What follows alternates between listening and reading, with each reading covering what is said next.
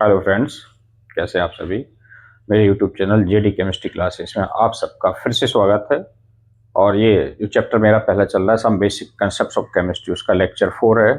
कल मैंने आपको फंडामेंटल यूनिट्स, उनके टाइप्स, इसके बाद फिर फंडामेंटल जो उसकी क्वांटिटीज़ थी उन सब के बारे में बताया था। और जो 7 फंडामेंटल यूनिट्स थी उन सब की मैंने डेफिनेशन भी आपको बताई थी अच्छे से डिटेल में। लास्ट वीडियो में जाकर आप देख सकते हैं। उसी सीरीज में ये मेरा उसी चैप्टर का अगला टॉपिक है, लेक्चर 4 है। और इसमें मैं आपको आज एसआई पद्धति में कुछ पूर्वलग्न लगाए जाते हैं बड़ी राशियों को छोटा करने के लिए, लिखने में आसानी हो जिससे, या पॉइंट में जो बहुत छोटी राशियां होती हैं उनको भी लिखने में थोड़ा आसानी हो, या कह सकते हैं सार्थक अंकों में लिखने के लिए कुछ पूर्वलग्न लगाए जाते हैं। उन सब पूर्वलग्न के बारे में भी मैं आपको बताऊंगा। इसके बाद ताप में क्या परिवर्तन है, डिग्री सेल्सियस, फ़ारेनहाइट और केल्विन टेम्परेचर। जैसे किसी टेम्परेचर की वैल्यू सेल्सियस में दी है तो फ़ारेनहाइट में कैसे चेंज करें, डिग्री सेल्सियस में से फ़ारेनहाइट में कैसे चेंज करें, आपस में इनका चेंजेस में भी मैं बताऊंगा, कुछ फार्मूला है।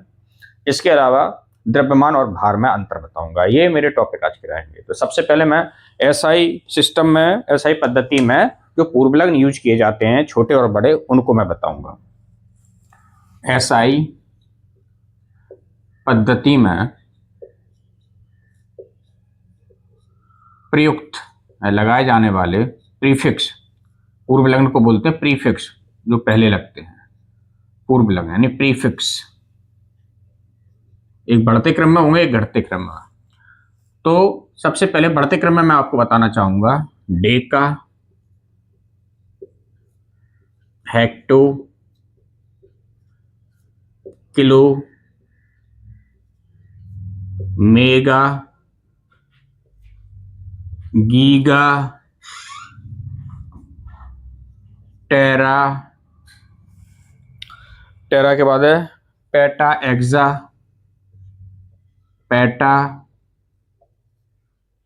एक्सा, फिर है जेटा और योटा, जेटा और क्या है इयोटा। तो ये सब है। अब इसमें क्या है, deca, hecto, kilo, mega, giga, tera, peta, exa, zetta और यूटा। ये तो इनके नाम हैं। फिर इनके जो शॉर्ट फॉर्म है, डेका को डी से, हेक्टा, हेक्टो या हेक्टा को एच से, किलो के, मेगा एम, गीगा जी, टेरा टी, पेटा पी, एक्सा को ई से, जेटा को जेड से और यूटा को बाई से डिनोट करते हैं। इसमें अब इसकी वैल्यू क्या होती है, वैल्यू और याद रखो, डेका यानी 10 की घात 1, यानी 1 जीरो हो तो उसको डेका कहते हैं, 2 जीरो हो तो हेक्टो कहते हैं 10 की घात 2, किलो पे 10 जानते हो, 3 जीरो 10 की घात 3, और मेगा 10 की घात 6 होता है। गीगा 3 घातें आप बढ़ाते जाएंगे, 3 के बाद 3 पावर बढ़ाते जाइए आप, ये बनता जाएगा 3 3 6, 10 to the power 9, 10 to the power 12, 10 to the power 15, 10 to the power 18, 10 to the power 21 और 10 टू द पावर 24। ये इंक्रीजिंग ऑर्डर है, बढ़ता क्रम दिख रहा है आपको। बढ़ता क्रम है, पहले 10 की घात 1 आया, फिर 10 की पावर 2 आई, 3 आई, 6, 9, 12। तो इनके नाम है, याद कर लेना, deca, hecto, kilo, mega, giga, tera, peta, exa, zetta, yotta. इतने तक में काम चल जाता है। इसका यूज कहाँ है, जैसे लिखते हैं 1 0 0 0 0 0 0, ये संख्या इतनी बड़ी लिखना है, तो इसको इजी बनाने के लिए, साइंटिफिक तौर पर लिखने के लिए, वैज्ञानिक पद्धति में लिखने का ये तरीका नहीं है। वैज्ञानिक पद्धति में लिखते हैं तो क्या करते हैं, जो मेन संख्या होती हैं, जीरो को छोड़ के जो अंक होते हैं उनको लेने के बाद बाकी के जो जीरो होते हैं उन्हें क्या करते हैं 10 की पावर में लिख देते हैं, जिससे शॉर्ट फॉर्म संख्या का बन जाता है। इससे सार्थक अंक कहते हैं या साइंटिफिक फॉर्म कहते हैं। तो उनको लिखने के लिए ये सब शॉर्ट फॉर्म बनाए गए हैं और इनको ये नाम दिए गए हैं। तो इसको कैसे लिखेंगे, इसमें हम 1 लिख सकते हैं क्योंकि संख्या एक ही है, 1 इंटू, अब कितने जीरो हैं, 1 2 3 4 5 6 7 है, 10 टू द पावर 7, ये 7 हो गया, ऐसे लिख दिया इसको। ठीक है, अब 7 की यहाँ कोई नाम तो है नहीं 7 का, चलिए 1 जीरो और बढ़ा लेते हैं या 1 जीरो कम कर देते हैं, तो ये 6 हो गया, 6 हो गया। 1 2 3 4 5 6, हर पावर को नाम नहीं दिया गया है। तो 1 इंटू 10 टू द पावर 6, यानी इस वैल्यू को हम 10 टू द पावर 6 क्या कह सकते हैं, मेगा। ये 1 मेगा की वैल्यू है, 1 मेगा की वैल्यू हो गई। इसी में अगर 3 लिखा तो 3 मेगा हो गया, 6 लिखा हो 6 मेगा हो गया। ऐसे ही अगर इसे 10 टू दी पावर कितना हो 15 हो तो इसको पढ़ लेंगे आप सीधा सीधा कितना 3 पेटा। 3 पेटा का मतलब 3 इंटू 10 टू दी पावर 15। किसी संख्या में 15 जीरो लिखे हो तो आप वो संख्या लिख के इंटू करके 10 टू दी पावर 15 लिख दो, उतना हो गया, शॉर्ट फॉर्म बन गया। इतने जीरो नहीं लगाने की जरूरत होती है, ये पूर्व लग्न प्रीफिक्स है। तो ये एक तो ये हो गया आपके बढ़ते क्रम में है। अब ये घटते क्रम में मैं बताऊंगा आपको। ये बढ़ते क्रम में थे, इसमें 10 की पावर जो थी प्लस में चढ़ रही थी, अब 10 की पावर माइनस में चढ़ेंगी तो वो क्या हो जाएगा घटते क्रम में। फिर है deci, centi, milli, micro, nano, pico, femto, atto, zepto और योप्टो। इसी से मिलते जुलते हैं ऊपर वालों से। डे का था तो डेसी, हेक्टा का सेंटी, किलो, मिली, मेगा, माइक्रो, गीगा, नैनो, टेरा, पीको, पेटा, फेम्टो, एक्सा, एटो, जेटा, जेप्टो, एयोटा, युक्टो। अब ये घटते क्रम में इनके भी short form deci, centi, milli, micro, micron का साइन लगाते हैं, नैनो, पीको, फेम्टो, येप्टो, एटो, जेप्टो और योप्टो। इसमें येटो को ए से डिनोट करेंगे, सॉरी, येटो को ए से, जेप्टो स्मॉल जेड होगी और योप्टो स्मॉल वाई होगी। ये हो गया। अब 10 की पावर इसमें कैसे रहेंगी माइनस में, 10 टू दी पावर -1, सेंटी -2 होती है, मिली में 10 टू दी -3 होती है, -6। अब 3 की वैल्यू बढ़ाते जाइए, 3 value, 9, 10 to the power -12, 10 to the power -15, 10 to the power -18, 10 to the power -21 and 10 to the power -24। तो आप शुरू के 3 याद कर लीजिए, डेसी, सेंटी, मिली। इसके बाद सब में आपको 3 वैल्यू बढ़ाना है, 3 फिर 6, 3 3 9, 3 4 12, 15 16, 15 18, 21 और 24। ये डिक्रीजिंग ऑर्डर है। घटता क्रम क्यों है घटता क्रम? क्योंकि माइनस में जब पावर बढ़ती है तो वो संख्या छोटी होती जाती है, ये घटता क्रम। तो ऐसा ही पद्धति में प्रयुक्त ये प्रीफिक्स है, इनको आपको टेबल बना के ऐसे ही याद कर लेना है। अब इनका यूज कैसे होता है, ऊपर का तो मैंने बताया था। जैसे पॉइंट में बहुत छोटी संख्या कोई लिखी है, 0.000001। अब ऐसे लिखने में अच्छा नहीं लगता, ये साइंटिफिक तरीका नहीं है। ये साइंटिफिक तरीका में लिखने के लिए या सार्थक अंकों में लिखने के लिए क्या करते हैं कि पॉइंट को, दशमलव को कम से कम एक अशून्य संख्या के बाद लिखते हैं। अशून्य संख्या का मतलब, अशून्य अंक का मतलब शून्य को छोड़कर जो बाकी के 9 अंक होते हैं, 1 2 3 4 5 6 7 8 9। तो सार्थक अंक में लिखने का तरीका है, पहले लिखो अशून्य अंक। अशून्य अंक कितना है इसमें? सीधा 1 है। फिर पॉइंट लगाइए, पॉइंट के बाद कोई अंक तो यहाँ संख्या है नहीं तो 0 लिख दीजिए। 0 का कोई मतलब नहीं होता, दशमलव के बाद 0 मतलब कुछ नहीं, लेकिन अकेला नहीं लिखा जाता, सिंगल, इसलिए ऐसे लिखा है। इनटू, आप पॉइंट को कितने अंक राइट साइड ले गए, देखो 1 2 3 4 5 6 इस तरफ ले गए, 10 टू दी पावर +6 नहीं होगा, -6 होगा, राइट साइड में ले गए।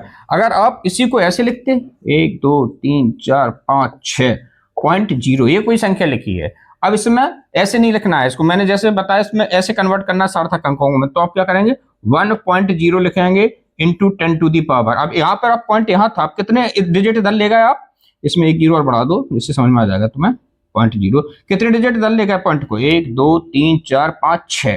तो 6 कहाँ ले गए, लेफ्ट साइड में ले गए। लेफ्ट साइड में जब ले जाते हैं आप तो प्लस की पावर चढ़ती है, और राइट साइड में अगर पॉइंट को खिसकाते हैं तो माइनस की पावर चढ़ती है, क्योंकि आप छोटी संख्या को बड़ा कर रहे हैं राइट साइड में ले जाके, और लेफ्ट साइड में पॉइंट लाने का मतलब है बड़ी संख्याओं को आपके दर्शा रहा है, छोटा दर्शा रहा है। तो छोटा दर्शा रहा है तो उसकी कहीं ना कहीं तो वैल्यू बढ़ेगी, तो उसकी वैल्यू ये अपने आप में छोटी हो जाएगी, लेकिन अपनी वैल्यू कहाँ बढ़ा देगी, 10 की पावर बढ़ा देगी।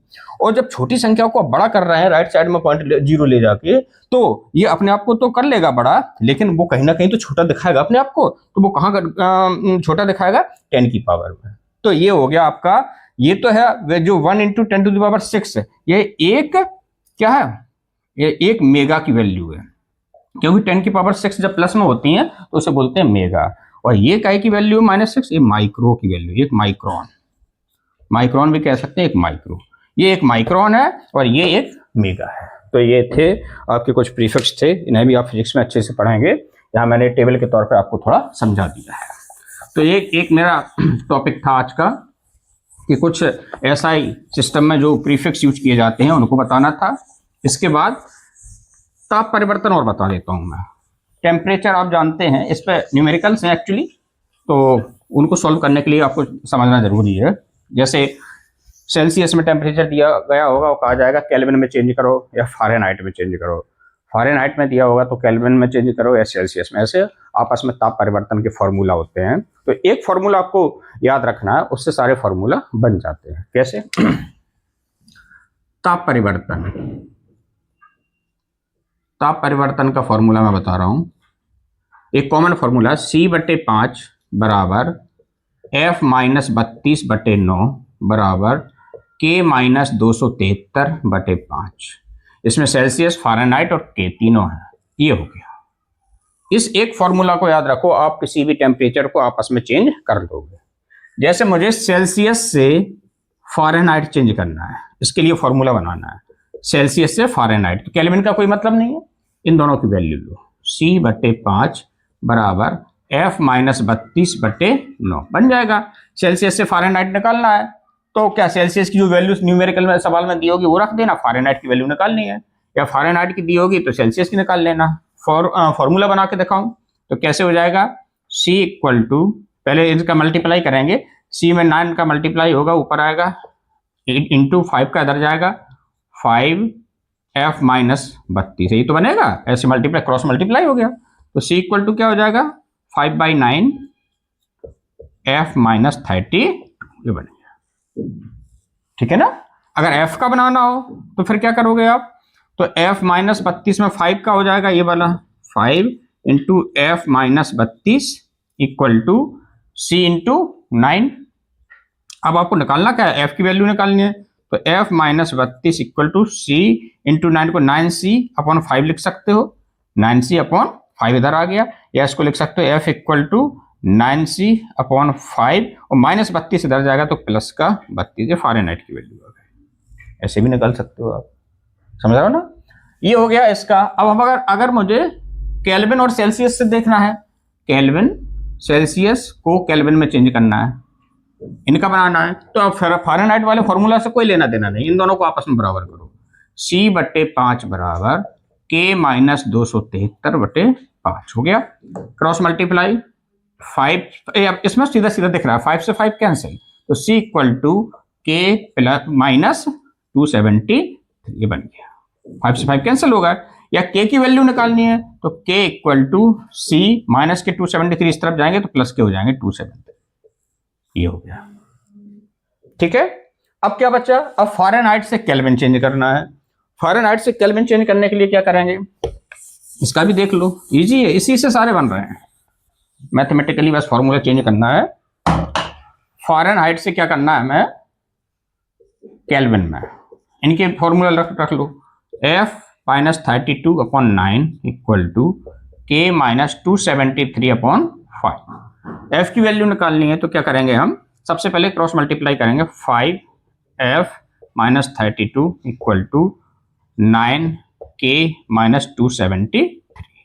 F की वैल्यू निकालनी है तो F-32 इक्वल टू 9/5, ये 5 उधर चले जाएंगे और क्या हो जाएगा? K-273। या फिर इसको कैसे लिख सकते हैं आप? तो F इक्वल टू 9/5 हो जाएगा और यहाँ क्या हो जाएगा? K-273 और प्लस के 32 हो जाएंगे, इसमें से माइनस कर दीजिए। F इक्वल टू 9/5 और या K माइनस ये घटाइए, एक बचेगा, 17 में से 7 में से 3 में कितने? 4 बचेंगे, 241। ये फॉर्मूला बन गया, F की वैल्यू आ गई। ऐसे ही केल्विन की भी निकाल सकते हैं, इसी तरह से आप केल्विन की वैल्यू निकालना। ये ताप परिवर्तन थे। 3 यूनिट होती हैं टेम्परेचर नापने की, सेल्सियस, फ़ारेनहाइट और केल्विन। इन्हीं पे बेसिस आपके क्वेश्चंस आते हैं। तो एक कॉमन फॉर्मूला जो मैंने आपको बताया, बस इसी को आपको याद करना है। बस जिसका भी परिवर्तन आपस में पूछा उन दो को इक्वल करके न्यूमेरिकली सॉल्व कर दीजिए, हो जाएगा। आज का सीरीज में जो मैं पढ़ा रहा हूँ उसमें जो लास्ट टॉपिक है वो मेरा है द्रव्यमान और भार में अंतर, जिससे मेरा ये लेक्चर 4 पूरा हो जाएगा।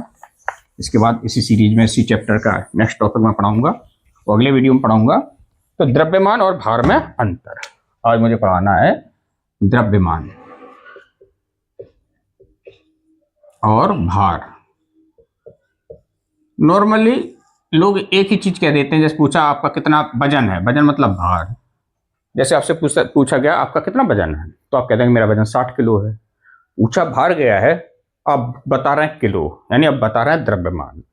लेकिन ये साधारण बोलचाल की भाषा में ये सब चीज कॉमन है। द्रव्यमान भार में कोई डिफरेंस नहीं समझते हैं, लेकिन बहुत ही ज्यादा डिफरेंस है। जैसे आपने अपना भार बताया 60 किलो, तो वो आपका द्रव्यमान है, 60 किलो द्रव्यमान है। लेकिन अगर आप कह रहे हैं मेरा वजन 60 किलो है, एक्चुअली आप वजन की जगह भार बता रहे हैं। वजन का मतलब भार होता है, तो वो आप डब्ल्यू बता रहे हैं। वो आपका 60 किलो अगर है तो 60 किलो नहीं, वो 600 किलो माना जाएगा, 600 न्यूटन माना जाएगा, किलो नहीं न्यूटन।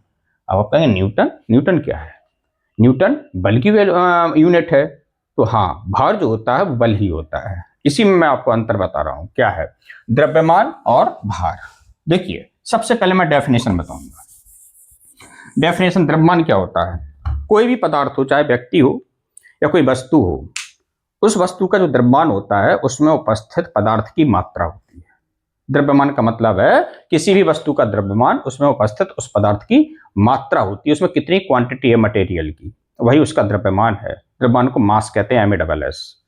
जबकि भार क्या है? भार होता है किसी भी वस्तु को, हर वस्तु को, इस पृथ्वी पर जितनी भी वस्तु है, हर वस्तु को पृथ्वी अपनी तरफ एक बल से खींचती है, जैसे गुरुत्वाकर्षण बल कहते हैं, जी, स्मॉल जी, जिसकी वैल्यू 9.8 मीटर पर सेकेंड स्क्वायर होती है। लेकिन हम कैलकुलेशन के लिए 9.8 को 10 मान लेते हैं। तो हर वस्तु पर पृथ्वी अपने केंद्र की तरफ जो बल लगाती है उसे गुरुत्वाकर्षण बल कहते हैं। हर वस्तु, कोई भी वस्तु हो, और वो वस्तु जितना गुरुत्वाकर्षण बल फील करती है वही उसका क्या होता है? भार होता है। तो भार पृथ्वी के द्वारा लगाया गया क्या है? गुरुत्वाकर्षण बल है एक्चुअली, ठीक है। जबकि द्रव्यमान क्या है? द्रव्यमान हर वस्तु में उपस्थित पदार्थ की मात्रा है। तो क्या होगा? ये क्या होगा? पहला अंतर ये है पदार्थ की मात्रा। क्या है द्रव्यमान? क्या? पदार्थ की मात्रा। भार क्या है? भार हुआ आपका पृथ्वी का गुरुत्वाकर्षण बल, गुरुत्व बल। ओके, यहां पर मैं लिख देता हूं गुरुत्व बल की वैल्यू होती है G इक्वल टू, कैलकुलेशन के वजह से 9.8 होती है, मैं 10 लिख देता हूं, 10 मीटर पर सेकेंड स्क्वायर, ये इसकी वैल्यू है। तो अब आपको पता है कि पदार्थ की मात्रा, आप कहीं भी चले जाइए, जैसे मैंने एक धातु का गोला लिया और उसका वेट, उसका जो द्रव्यमान है 1 किलोग्राम है। इसका मतलब है उसमें जो लोहा है, लोहे का मैंने गोला लिया है, लोहा जो उसमें भरा हुआ है उस लोहे की क्वांटिटी जो है वो 1 किलोग्राम के बराबर है। तो वो आप चाहे इंडिया में लेके जाओ, चाहे अमेरिका में लेके जाओ, ब्रिटेन में लेके जाओ, या फिर चंद्रमा पे लेके जाओ, कहीं भी लेके जाएंगे अंतरिक्ष में, या फिर पृथ्वी पर किसी भी बिंदु पे लेके जाएंगे, उसकी जो क्वांटिटी लोहे की है ना घटेगी ना बढ़ेगी। वो द्रव्यमान हर जगह वही रहेगा 1 किलोग्राम। यानी द्रव्यमान जो होता है हर जगह नियत रहता है। क्यों? क्योंकि उसमें लोहा ना कहीं घटेगा ना बढ़ेगा। आपके अंदर हड्डी मास, आप कहीं भी चले जाए, ना घटेंगे ना बढ़ेंगे। यहाँ भी 206 हड्डी हैं, अमेरिका में जाएंगे वहां भी 206 ही रहेंगी। जितनी मतलब थिक हड्डियां या पतली आपकी यहाँ पे हैं उतनी ही वहां रहेंगी, ना घटेंगी ना बढ़ेंगी। वह जो मास आप में इधर है वहां पहुंचोगे वहां भी उधर ही रहेगा, उतना ही रहेगा। तो कहने का मतलब ये है कि आपका जो द्रव्यमान है वो फिक्स है, क्योंकि आपके अंदर जो क्वांटिटी है मटेरियल की वो फिक्स है। द्रव्यमान कहीं भी चले जाइए। लेकिन भार नियत नहीं रहता है, चेंज होता है। कैसे? जी का मान, पृथ्वी जियोइड आकृति की है, गोल नहीं है, तो ये भूमध्य रेखा हो गई, भूमध्य रेखा। भूमध्य रेखा पर जी का मान क्या होता है? कम होता है। क्यों? केंद्र से जी की दूरी बढ़ जाती है। गुरुत्वाकर्षण बल केंद्र से ही तो लगता है, केंद्र से दूरी बढ़ गई, यहां वस्तु कोई है तो दूरी बढ़ गई तो जी की वैल्यू कम हो जाएगी उस पर लगने वाली। लेकिन पृथ्वी ध्रुवों पर चपटी है, चपटी है जिससे क्या है, ये जो दूरी है वो कम होती है, इसलिए ध्रुवों पर क्या होता है? जी का मान अधिक होता है। जी का मान क्या होता है? अधिक होता है ध्रुवों पर। ध्रुवों पर जी का मान क्या है? अधिक है। और भूमध्य रेखा पर कम है। चंद्रमा पर जैसे ही पृथ्वी से ऊपर की तरफ जाते हैं जी का मान घटता है, और पृथ्वी से नीचे जाते हैं तो केंद्र की तरफ तो जी का मान बढ़ता है, तो जी के मान में परिवर्तन होता है। और भार जो होता है, भार का फॉर्मूला होता है W। भार क्या है? पृथ्वी के द्वारा लगाया गया बल है। बल का फॉर्मूला क्या होता है? न्यूटन के द्वितीय नियम से, बल बराबर m इंटू जी, m इंटू ए होता है, लेकिन ए त्वरण है। यहाँ पर चूंकि गुरुत्वाकर्षण की बात हो रही है तो गुरुत्वीय त्वरण लगा है, एक ही जगह जी की वैल्यू रखी जाएगी। तो भार, चूंकि भार एक बल है, भार जो है वो क्या है, एक बल है, तो F की जगह हम W भी लिख सकते हैं, W बराबर m इंटू जी। भार को हम ऐसे भी शो कर सकते हैं, W बराबर m इंटू जी। ये तो m था द्रव्यमान, ये पदार्थ की मात्रा खत्म हो गई। लेकिन मैं ये बताना चाहता हूं कि भार कैसे कैलकुलेट करते हैं। तो भार क्या है, पृथ्वी के द्वारा लगाया गया बल है, और पृथ्वी का गुरुत्वीय त्वरण होता है इतना, और बल की जो वैल्यू होती है, फॉर्मूला होता है m इंटू जी, यानी उस वस्तु का W बराबर m इंटू जी। पहले m देखिए, m कितना है, उस पदार्थ की मात्रा मान लो किसी वस्तु में 3 किलोग्राम है, 3 किलोग्राम की वस्तु है। अब उस पर गुरुत्वीय त्वरण 10 लग रहा है, तो W बराबर हो गया उसका 30 न्यूटन। ये न्यूटन में आएगा, क्योंकि भार एक बल है और बल की इकाई न्यूटन होती है, इसलिए भार को हमेशा न्यूटन में दर्शाते हैं और इसको किलोग्राम में दर्शाते हैं। अब इसमें जी, भार के फॉर्मूला में जी आ रहा है, जी मतलब गुरुत्वीय त्वरण, और जी का मान मैंने बताया आपको कि भूमध्य रेखा पर जी का मान कम होता है, भूमध्य रेखा पर कम होता है तो वस्तु वही 3 किलोग्राम की वस्तु अगर आप भूमध्य रेखा पर जाएंगे तो जी की वैल्यू कम है तो उसका भार कम होगा। लेकिन आप ध्रुवों पे जाएंगे, ध्रुवों पे जी की वैल्यू, जी का मान क्या होता है, ज्यादा होता है। जब जी की वैल्यू ज्यादा होगी तो उसी वस्तु का भार ध्रुवों पे जाके बढ़ जाएगा। आपको पता है कि चंद्रमा पर गुरुत्वीय त्वरण का मान पृथ्वी के गुरुत्वीय त्वरण का 1/6 है। कहने का मतलब जो वस्तु चंद्रमा पे 60 किलो की हो, जो पृथ्वी में 60 किलो की है, वही चंद्रमा पे जाके 60/6 यानी 10 किलो की हो जाएगी। क्यों? क्योंकि जी की वैल्यू घट रही है। जब जी की वैल्यू घट रही है तो वही वस्तु 60 किलो की जब चंद्रमा पे ले जाएंगे आप 6 किलो की होगी, 6 न्यूटन की होगी, उसे न्यूटन बोलेंगे, सॉरी। तो भार जी के मान पर डिपेंड करता है, इसलिए भार की वैल्यू हर जगह जहां जहां जी की वैल्यू चेंज होगी वहां परिवर्तित होगी। लेकिन द्रव्यमान वो 60 किलो यहां थी, 60 किलो वहां ही होगी, द्रव्यमान में परिवर्तन नहीं होगा। तो इससे क्या चीज पता चली कि पदार्थ, द्रव्यमान जो है नियत रहता है, लेकिन भार क्या होता है, परिवर्तित होता है जी की वैल्यू के साथ। अब एक चीज और, द्रव्यमान की इकाई किलोग्राम होती है, भार की इकाई न्यूटन, न्यूटन या किलोग्राम इंटू मीटर पर सेकेंड स्क्वायर, ये इसकी इकाई हो गई। भार को इससे नापते हैं, ठीक है ना। चौथा, यह एक अदिश राशि है और ये एक सदिश राशि है। ऐसा कैसे? अरे सीधी सी बात, आपसे किसी ने पूछा आपका द्रव्यमान कितना, आपने कहा 10 किलो, इसमें दिशा बताने की क्या जरूरत है? ऐसा तो नहीं कहोगे 10 किलो उत्तर की ओर मेरा भार है, मैं 60 किलो दक्षिण की ओर हूं, दिशा बताने की जरूरत होती है क्या? नहीं। तो द्रव्यमान एक अदिश राशि है, उसका केवल परिमाण बता देने से पूरी बात हो जाती है। वे राशियां जिनका परिमाण बताने में दिशा की जरूरत नहीं होती, उन्हें अदिश राशियां कहते हैं। तो ये जो द्रव्यमान है अदिश राशि है, लेकिन भार सदिश क्यों है? किसी वस्तु का भार 60 न्यूटन है, आप कहो सर इसमें भी तो मैंने दिशा नहीं बताई, आपने बताई दिशा। क्यों? न्यूटन यानी बल बताया, और बल बराबर एफ बराबर एम इंटू जी होता है, और जी की दिशा निश्चित है, हमेशा पृथ्वी के केंद्र की ओर। गुरुत्वीय त्वरण कहाँ लगता है? हर वस्तु को पृथ्वी कहाँ खींचती है? केंद्र की ओर। दिशा हो गई ना इसमें, तो उसमें भले आपने ना बोला हो दिशा, लेकिन आप बल बता रहे हैं, तो बल एक सदिश राशि है। तो जब बल सदिश राशि है तो भार भी कैसी है? एक सदिश राशि है। समझा है? पांचवा है, द्रव्यमान को एम से डिनोट करते हैं, एम से दर्शाते हैं, और ये इसको कैसे दर्शाएंगे? डब्ल्यू या एफ से। भार है चूंकि डब्ल्यू से दर्शाएंगे, और एफ से इसलिए भार है, डब्ल्यू से दर्शाते हैं, एफ से इसलिए क्योंकि भार एक बल है, तो इसे एफ से भी दर्शा सकते हैं। अब नापने की बात आई। नापने की बात क्या आ रही है कि द्रव्यमान जो होता है, अब देखिए छठवां जो पॉइंट है इन दोनों में अंतर है वो क्या है कि द्रव्यमान जो होता है कभी शून्य नहीं होता। द्रव्यमान कभी शून्य नहीं होता है, और भार जो होता है वो शून्य हो सकता है। ऐसा कैसे? भाई कोई वस्तु है, उसमें जो पदार्थ की मात्रा है वो कहीं भी चले जाओ, पूरे ब्रह्मांड में कहीं चले जाओ, भाई उसमें कुछ ना कुछ पदार्थ की मात्रा है, तो कहीं भी आप चले जाइए पदार्थ की मात्रा शून्य नहीं होगी, उसमें रहेगी वो पदार्थ की मात्रा जितनी उसमें है, जिससे वो मिलकर बना है। तो जब पदार्थ की मात्रा रहेगी, वो पदार्थ की मात्रा को ही द्रव्यमान कहते हैं। तो द्रव्यमान कभी शून्य नहीं हो सकता। भार क्यों शून्य हो सकता है? भार इसलिए शून्य हो सकता है, जहां जी की वैल्यू शून्य हो जाएगी वहां डब्ल्यू बराबर एम इंटू जी, उसके द्रव्यमान में आप जी की वैल्यू रखेंगे यानी 0 रखेंगे, तो अपने आप W इक्वल टू 0 हो जाएगा। पृथ्वी के केंद्र पर चले जाइए, पृथ्वी के केंद्र पर जी की वैल्यू कितनी होती है? 0 होती है। जब पृथ्वी के केंद्र पर कोई वस्तु ले जाएंगे, चाहे वो 1 क्विंटल की हो, 1 मीट्रिक टन की हो, कितने भी हजारों क्विंटल की हो, तो वो 0 हो जाएगी। क्यों? क्योंकि उसकी वैल्यू जी पे डिपेंड कर रही है, तो भार शून्य हो सकता है।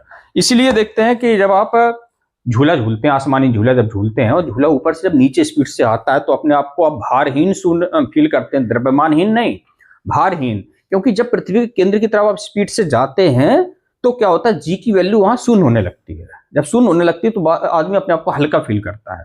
ऐसे ही लिफ्ट में भी होता है। क्या कारण है कि लिफ्ट में ऊपर से नीचे उतरते समय अपने आप को भारहीन मनुष्य फील करता है। वो भारहीन होता है, द्रव्यमानहीन नहीं, क्योंकि उसमें क्वांटिटी है मटेरियल की।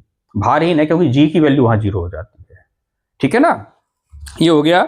अब लास्ट है, द्रव्यमान को नापने के लिए दंड तुला का यूज किया जाता है। दंड तुला वही होती तराजू, दंड तुला से तोला जाता है, और इसको कमानीदार तुला से, कमानीदार तुला, ये तुला का एक प्रकार है, उससे भार नापा जाता है। भार को आप दंड तुला से एक्यूरेट नहीं नाप पाएंगे। तो ये था द्रव्यमान और भार में अंतर। इसको मैं समराइज कर दूं थोड़ा। द्रव्यमान जो होता है पदार्थ की मात्रा होती है, भार पृथ्वी के द्वारा लगाया गया गुरुत्व बल होता है, और गुरुत्व बल का फॉर्मूला होता है F equal to M into g, यानी द्रव्यमान इंटू त्वरण। त्वरण की वैल्यू 9.8 होती है, जैसे मैंने कैलकुलेशन के लिए 10 ले लिया है। द्रव्यमान नियत रहता है क्योंकि पदार्थ की मात्रा हर जगह समान रहेगी। भार चेंज होता है क्योंकि जी की वैल्यू से चेंज होती है। द्रव्यमान को किलोग्राम में दर्शाते हैं, जैसे न्यूटन में, या किलोग्राम इंटू मीटर पर सेकंड स्क्वायर में। द्रव्यमान एक अदिश राशि है क्योंकि इसकी वैल्यू परिमाण बताते समय दिशा बताने की जरूरत नहीं होती है। जबकि भार एक सदिश राशि है क्योंकि गुरुत्वीय त्वरण की दिशा हमेशा नीचे की ओर होती है, दिशा निश्चित है। इसे एम से दर्शाते हैं, इसे डब्ल्यू या एफ से। द्रव्यमान कभी शून्य नहीं हो सकता, कहीं भी चले जाइए, क्योंकि उसमें क्वांटिटी रहेगी पदार्थ की, लेकिन जी की वैल्यू जहां शून्य होगी वहां भार शून्य हो जाएगा। इसे दंड तुला से और इसे कमानीदार तुला से नापा जाता है। आज के लिए इतना ही, मिलते हैं अगले वीडियो में। Thank you.